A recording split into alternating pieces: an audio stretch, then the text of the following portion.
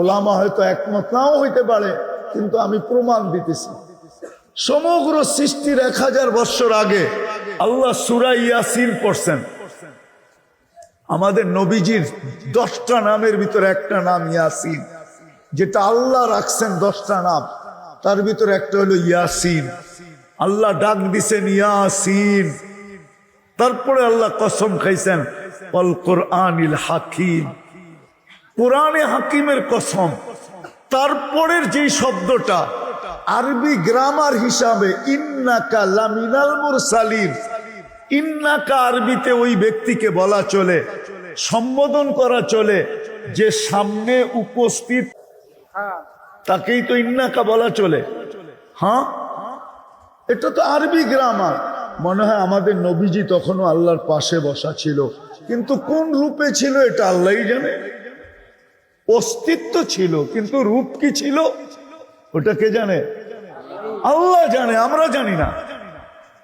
তাহলে যিনি সৃষ্টিরও 1000 বছর আগে আল্লাহর পাশে বিরাজমান, আল্লাহর পাশে আছেন, তাইলে তো কবির কথাই সত্য, লাউ কানাতিদ দুনিয়া মুখাল্লাদা, দুনিয়া যদি চিরদিন কারোর জন্য হতো, মা মাতা মুহাম্মাদা, মুহাম্মদুর রাসূলুল্লাহ সাল্লাল্লাহু আলাইহি ওয়াসাল্লাম কোনদিন দুনিয়ার থেকে যেতেন না।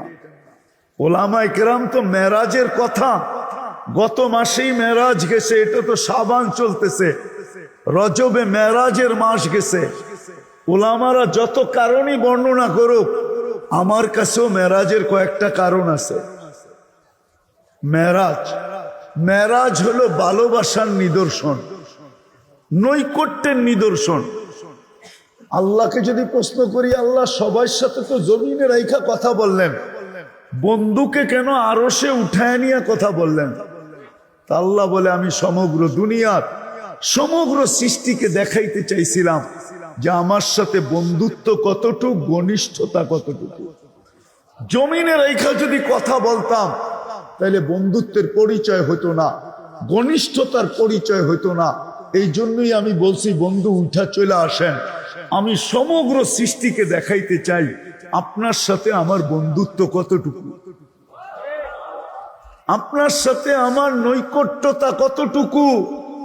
তো কোরআন একটা শব্দ বলছে, কাবা কাউসাইনি আও আদনা, আপনার আর আমার নৈকট্যতার ভিতরে এতটুকু দূরত্ব, যেরকম তীর মধ্যখানে দৈরা টানলে দুই দিকের কামান যখন একসাথে মিলা যায়, কিন্তু তীরের ফালিটা শুধু মধ্যখানে থাকে, এটার কারণে দুই মাথা একসাথে মিলতে পারে না।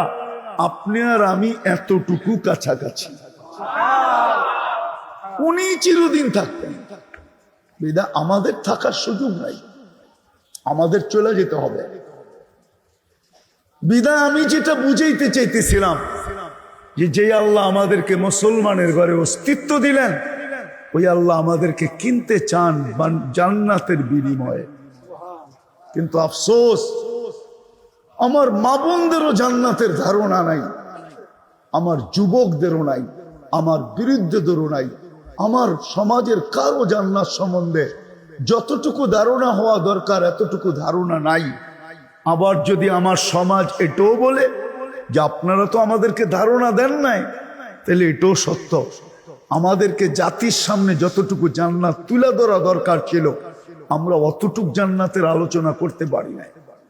যদি করতে পারতাম, তাহলে রব্বে কাবার কসম